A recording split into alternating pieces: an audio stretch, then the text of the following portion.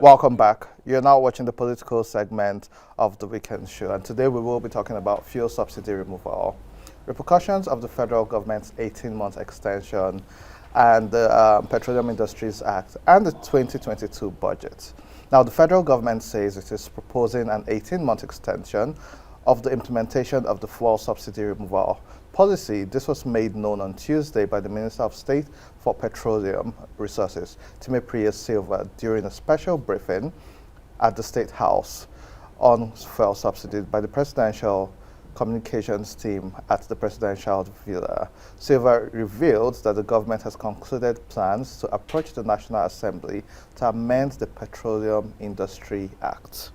Having this conversation with me today, I have Barrister Onwuala Chetam Theory, a legal practitioner and a political activist. Welcome back to the Weekend Show. Thank you very much. It's good to be here again. Thank you. And we have a lecturer, a petroleum economist, Ahmed Adamu. Dr. Ahmed Adamu. Welcome back to the Weekend Show. Thank you so much for having me. So we'll go straight to it. In November last year, the federal government had stated through the Minister of Finance that by June of 2022, they will stop paying for subsidies. And to cushion the fall, 40 million Nigerians, the poorest of the poor, will be given about 5,000 naira monthly to cushion the removal of fuel subsidies. And in the last 1 week, a lot of Nigerians complained about the timing of removal of fuel subsidies, as we've learned that by June it may not be sustainable. Now the federal government has now taken a U-turn to say we'll give an 18-month extension. What's the implication, and this is for you, Dr. Adamu, what's the implication of removing or keeping the fuel subsidy? What's your take on this back and forth? Well, now let's talk about keeping the subsidy. Yes. We'll be talking about 150 billion naira every month. And that will translate into what kind of infrastructural development and what kind of schools or hospitals you can think of that can make. And then when you look at the arbitrage that the subsidy being provided in Nigeria is creating for people that will buy cheap oil from Nigeria and sell it in neighboring countries at expensive price. And this, if you look at the population growth in Nigeria, the population is continuously growing. And that means tomorrow we're going, instead of having maybe 150 billion, it's going to reach 200 billion or more than that. So the budget is going to be increasing continuously. And that will reduce the government power to do other development projects. And so that is keeping the subsidy, because the subsidy started since Obasanjo regime, the first regime.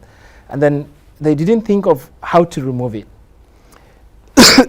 Sorry. And taking the steps to removing it. Removing subsidy, it has nothing to do with the month or a day or a year to remove it. It's about certain conditions you have to fulfill before you remove it. So me as a petroleum economist and most other experts also believe that petroleum subsidy is not sustainable, especially when the government has to borrow money to pay for the consumption of petroleum. And when you look at the government involvement in the petroleum sector, the government regulation, it comes with huge costs. So the best thing to do is to remove the government involvement, direct involvement in the sector. But when you remove the subsidy, now, assuming you don't remove it, because the timing is everything when it comes to policies like that, it's not about 18 months. It depends on what you do, what you're going to do within the 18 months before the time reaches or arrive. So I think when you remove the petroleum subsidy, what you're going to have is at the moment when we have the barrel of oil around $90 per barrel, you're going to see the petrol at the filling station around 400 naira per liter. And what you're going to have is the volatility of the pump price, because anytime the crude oil price increases, the liter at the filling station is going to increase. Whenever naira loses value, the price at the pump station is going to increase. So the volatility is going to be very frequent. And Nigerians don't want that. And Nigerians cannot afford 400 naira per liter or far more than that because of so much exposure to the vulnerabilities of our crude oil price and the value of our currency. And then that's going to reduce the purchasing power of people's income. And eventually, I think Nigerians are going to fall into poverty, more poverty, and then the inflation is going to go above 20%. So I don't think it's the right time for this administration to remove the petroleum subsidy. If they plan to remove the subsidy in the last 7 years, they should have make the plan to do that and set the environment for them to remove it swiftly. And you cannot just remove subsidy like that once and for all. You have to phase it out through certain strategies. And that's why I recommended what I call the targeted subsidy. You cannot just remove it totally and say you are removing your hand. And giving Nigerians money, cash as palliatives, should never be the option. Because what Nigerians want is to give them the environment for them to work and get far more than 5,000 you plan to give them. And then how many millions of Nigerians are you going to give 5,000 every month to compensate what the petrol subsidy is providing for them at the moment? I'll come back to you on targeted subsidies, so you could expand on that. But Barrister Theory, whether we like it or not, this is the political segment. And moving this by 18 months, it means passing the buck to the next government.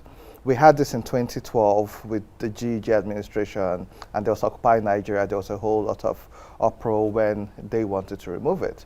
I recall in 2011, there's a video where President Buhari clearly said there's no such thing as subsidy and who is paying who, and called it a scam. But now we see the numbers, 150 billion. So in 1 year, that's a good percentage of our budget. However, the Petroleum Industries Act has been signed and passed, which we had that debate for years for a bit of it to even be made into law. Does the federal government now have the right to choose when to remove subsidies and how to? Isn't this in contravention of the Petroleum Industries Act, which has been assented to by the President? Okay, thank you so much. You know, these issues of subsidy and the PIA has taken this country for over how many years now to resolve and to get to the position where we are today. You know, sometime last year, about August last year, the President assented to the PIA, and lots of Nigerians came up with hopes and believe that at least a section of our problem or a part of our problem has been laid to rest. Unfortunately, this current move by this present administration, it's definitely for some of us who actually have looked at things the way they should be, it's not the best for our country at this particular point. Reason being that you can't just wake up and decide to suspend a legislation. The best you can do is to actually send to the National Assembly for an amendment, which the Minister for Petroleum also did say they were going to do. So coming up to say you're extending the implementation of the PIA on the subsidy removal for 18 months, to me, it's not the best approach. And that was supposed to commence on the 16th of February this year. And when you look at it, it's an illegal action. If you ask me, in my opinion, that act is illegal. However, if they go back to the National Assembly and the National Assembly approves that extension and or amends that part of the PIA, then the actions becomes legal. But making a pronouncement alone cannot solve these particular problems. It's like them actually going against the same law which was actually passed by the National Assembly and by Nigerians, and that's not the kind of society we want. This is not a military administration where someone wakes up and makes a decree and the decree stands. The right thing should be done, and it must be done, and that is what Nigerians expect.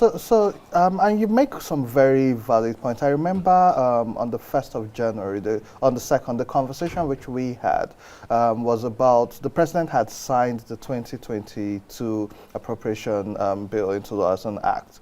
And then we found out, and he stated in his speech that some concerns, for instance, the National Assembly had added about 6,000 projects in the budget. And so he signed that, and the plan is to go back to the National Assembly to amend. Now, this is the same situation which we are seeing with the PIA, where something has been signed into law, then the presidency or the executive arm changes a decision and decides to go back. Isn't this counteractive? What's the position of Nigerian lawyers and our legal system on this? Because if this is constantly being flaunted, it becomes a precedent which the next set of people can do. So How does this affect the legal system in Nigeria? Well, the sincerity, the sincere truth in this particular matter, no, these are some of the challenges we have with this present administration in terms of the back and forth. And don't rule out the fact that most of these actions is tilted towards 2023 elections. Yeah. And we cannot rule that out, and the politics involved in it. Like you rightly said, it's a bad precedent for our nation, where within a space of how many months of assenting to a particular law, you go back to repeal the law. That means you didn't do your due diligence. You didn't actually consult properly before actually assenting to that particular law. The Electoral Act, he rejected the Electoral Act when it was sent to him because he felt that there are some provisions that he wasn't comfortable with that would be detrimental to Nigerians. And he sent it back to the National Assembly. Why didn't you do the same thing? And you discovered these things in the laws, and you still went ahead to sign it. To sign it, and you're saying you will go back to the National Assembly. You see, there are lots of fishy things in these whole processes, and that is why it becomes difficult for Nigerians to trust this whole call for subsidy removal. It is very difficult. The argument and the discussion of something that have been on for years now, and when they say they have partially deregulated or partially remove this subsidy, you see, Nigerians expect that this partial removal should reflect in their lives, and they should see the proceeds of the savings from these partial removals. But we don't see them.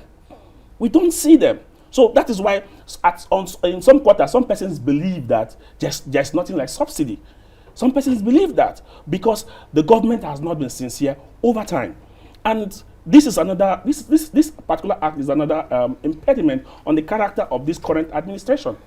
Because you can't be going back and forth on these legal issues. Yes, we know they have control over the National Assembly.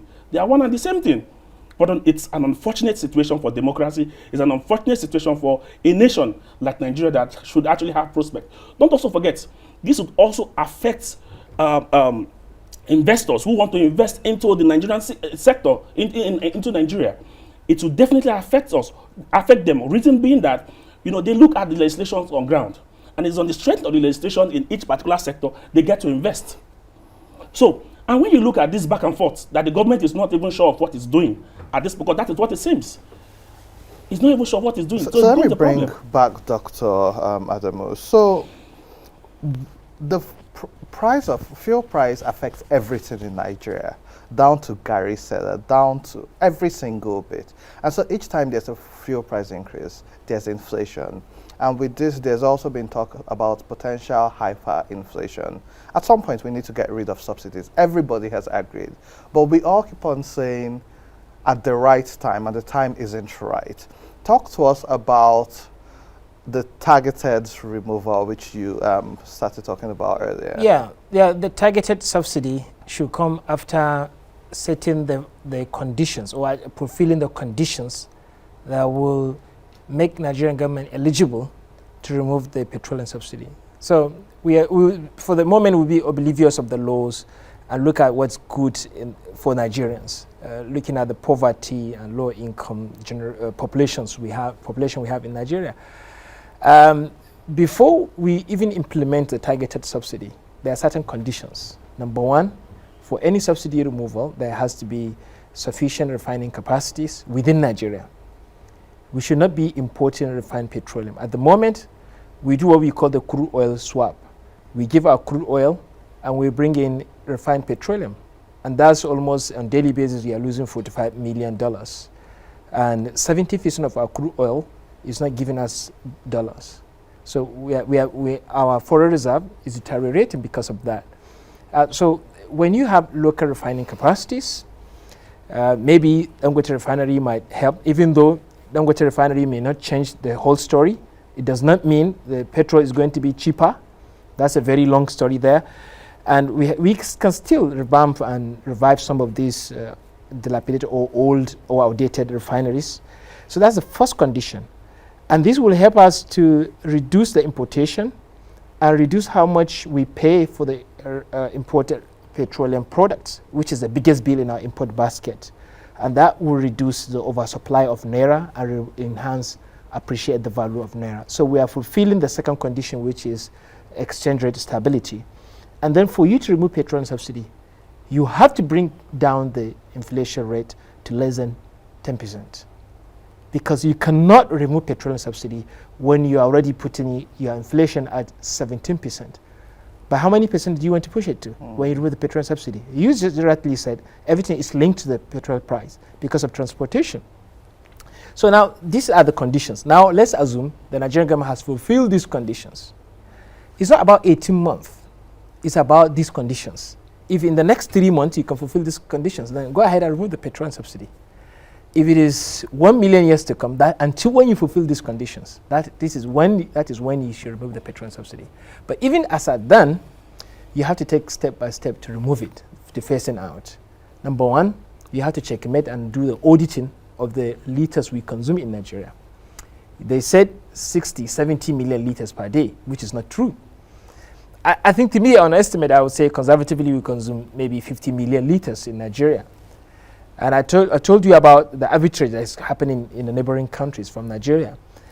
And when you do that kind of auditing, now you are taking the first steps to removing the subsidy so that you know how much you can afford that is genuinely for Nigerians. And then you go to number two, which is providing the mass transport system or the mass transport or public transport system, where not every Nigerian should have a car. So you are doing energy conservative policy where you're going to reduce energy per capita consumption in Nigeria. How much me and you we consume on daily basis should be reduced first, so that we reduce how much we consume. And that is when you go to the targeted subsidy. Under targeted subsidy, we have Nigerians who will apply to benefit from the petroleum subsidy. If you are already a rich guy, you don't have to apply. You don't have to apply. Well, yeah. You don't have to apply to participate in the petroleum subsidy, right? People like us, as lecturers, we quickly go and sign up. But barista, they have all the money. Exactly, but it still affects all of us. So what I'm saying is, people that want to participate and benefit, and allegedly is going to be the masses, the poor, they would subscribe to participate in the program. And then we have filling stations who will subscribe or affiliate to the petroleum subsidy. So if you're a filling station and you are providing the subsidized petrol, then you have to sell it at the regulated price. And then the people will come in. When they are doing the register, we take their biometric data and their vehicle data and put it in a database. We give you an electronic sticker. And when you come to the filling station, we verify that you are a Nigerian, you are this person, and it matches with their vehicle. Ideally, this makes a lot of sense. Anytime I start talking, cut me off, but I have to really finish this one. Yes, okay, I'll let you finish. So when you come to the filling station, we try to verify you are a true Nigerian that subscribe to this program, and then we give you maximum number or amount of liters you should consume, we should subsidize for you within that month. And then you see people. You see other filling stations that are not affiliating to the subsidy, discharging the fuel at a market price. So you see people will have to choose. Should I go to the filling station that is providing subsidy, or should I have the money enough to buy from the unsubsidized price? So more or less what you have is like the private or public filling stations.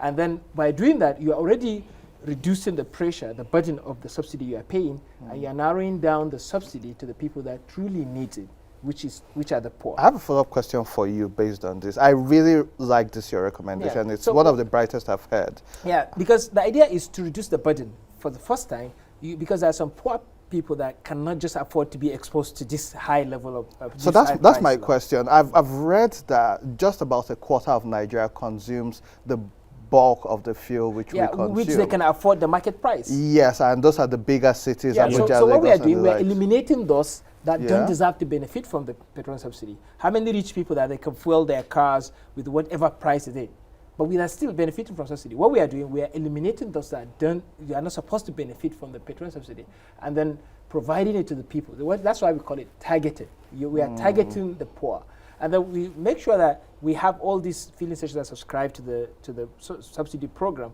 across the country, especially in rural areas where we have the large majority are poor. And so that when you are doing that, you are now providing the protection and the cushion on the poor. As opposed to giving them that's the why money. I said this administration, when they say they're suspending the petroleum subsidy, they are just suspending it not because they are creating plans like this. But for they are doing that just to suspend the pressure or the punishment of Nigerians that they want to do because they want to use them for electoral purposes. So punishing Nigerians after using them for electoral votes by removing the subsidy after using them, winning the election, and then you try to remove the subsidy, to me, that's not fair. That's to me, I call it, in my article, I call it treason. So if you want to remove petrol subsidy, remove it now. Yeah. But after 18 months, you're back to the square one. Nothing has changed. What you are doing is, you know that if you remove the petrol subsidy today, people will be angry. They will not vote for your party. And you say, okay, let's delay it. So you are patronizing Nigerians. So it's an emotional decision. Which is not fair. Nigerians don't deserve that. I need if you are removing subsidy even by 18 in. months, you have to set these kind of conditions before you do that. It's not determined by the election period. So barrister theory, I saw you agreeing and disagreeing and agreeing. So I'll let you give your feedback with closing thoughts. But before you tie that in, there's this conversation which we are not having about how the regulator shouldn't be a marketer. The regulator shouldn't be involved in the trade. And so you see the regulator, which let's say is the government, is involved in the pricing. They're involved in the marketing. And I hear, and this may be wrong, but it's alleged that even with the Dangote refineries, the NNPC has a board seat. Yeah. And so what does this do to the independence and the free control of the businesses? If we're talking privatization, if we are letting other people invest in it, how can we have any progress if the government still wants to have a say in what they do while still also participating in the marketing? Now, unfortunately, we have a system where the government has a hand in almost everything. Even, recently the government bought about $2 point something billion equity in Dangote refinery. Yeah. And with that situation, you find out that we have a challenge with the government interfering in the business, the actual business itself, which is not supposed to be, in an ideal situation, is not supposed to be the case. Now, the government tried to make an artificial creation that seems like they are not part of the business by creating the NNPC company, the NNPC Limited. Yes. Now, that creation, it's just an artificial creation that is supposed to handle the business angle of the Nigerian government. But it is still the same thing we are saying, because if you look at the PIA and the creation of that NNPC Limited, you discover that the presidency has powers to appoint who, to remove who in the NNPC Limited.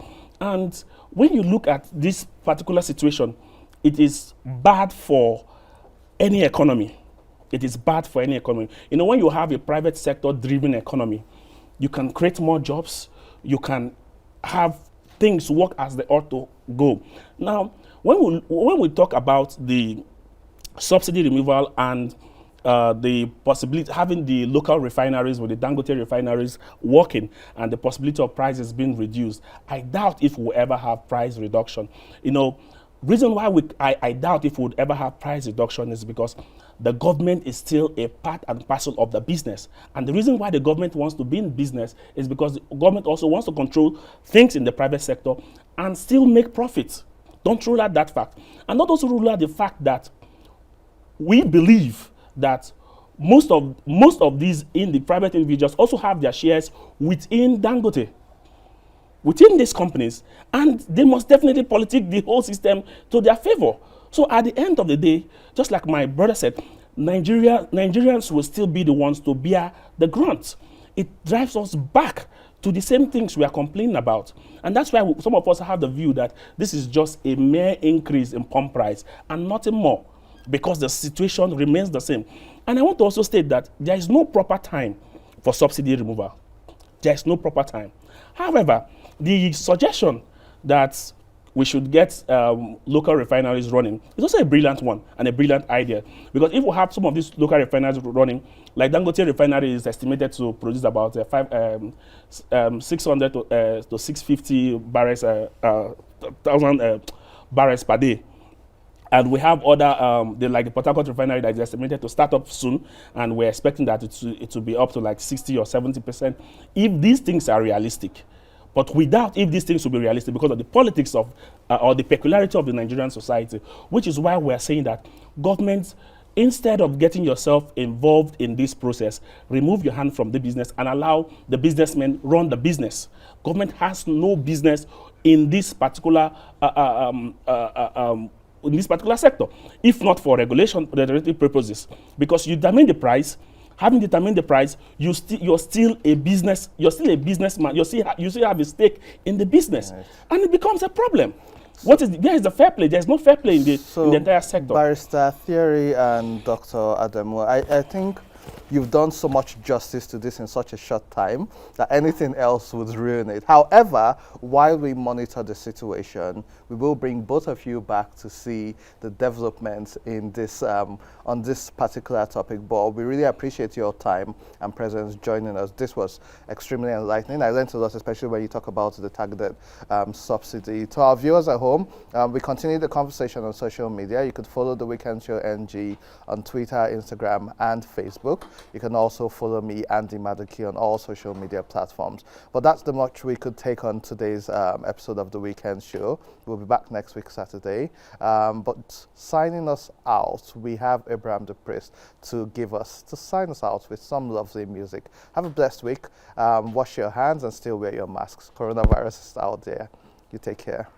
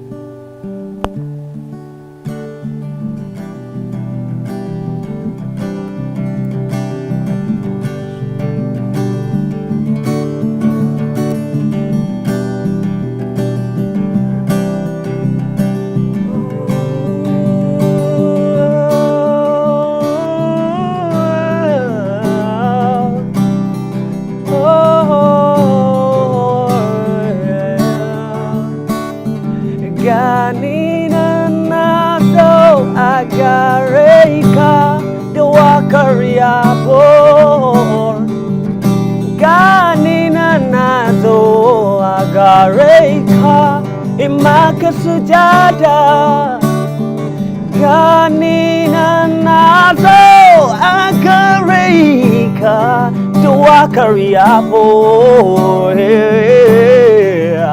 ganina nazo agareka imaka sujada from the rising of the sun to the going down of the same the name of the Lord be praised. Yeah, he's the lifter of my head, the joy and peace within, deliverer, mighty warrior. Yeah, Jesus, yeah, Jesus, yeah, Bone, yeah, Jesus, yeah, Jesus, oh, yeah, yeah, Jesus, oh, yeah. Ya bone nakao ya Yesu jada de naka. Amazing grace is the sweetest sound.